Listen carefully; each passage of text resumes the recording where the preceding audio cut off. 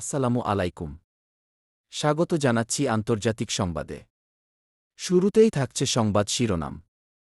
জানিয়ে দিব আমাদের হাতে থাকা সর্বশেষ আপডেট আন্তর্জাতিক সংবাদ। রমজানের বিকেলে বৃষ্টিতে ভিজল কাবা। সৌদি আরবের বিভিন্ন জায়গায় হচ্ছে বৃষ্টিপাত। রমজান মাসের বিকেলে সেই বৃষ্টি আছড়ে পড়ে মক্কার পবিত্র কাবা শরীফে। এ সময় সেখানে থাকা মুসল্লিরা বৃষ্টিতে ভিজেন। বৃহস্পতিবার ৬ মার্চ দুই পবিত্র মসজিদ ভিত্তিক ওয়েবসাইট ইনসাইড দ্য হামারাইন তাদের ফেসবুক পেজে দুটি ভিডিও প্রকাশ করে। সেখানে দেখা যাচ্ছে আকাশে ঘন ঘন কালো মেঘ ছেয়ে আছে। ওই সময় হাজার হাজার মুসলমান কাবার সাথে অবস্থান করছিলেন। অনেকে কাবা প্রদক্ষিণে ব্যস্ত ছিলেন। পবিত্র রমজান মাসে বছরের অন্যান্য সময়ের তুলনায় বেশি মানুষ উমরা করতে কাবায় যান।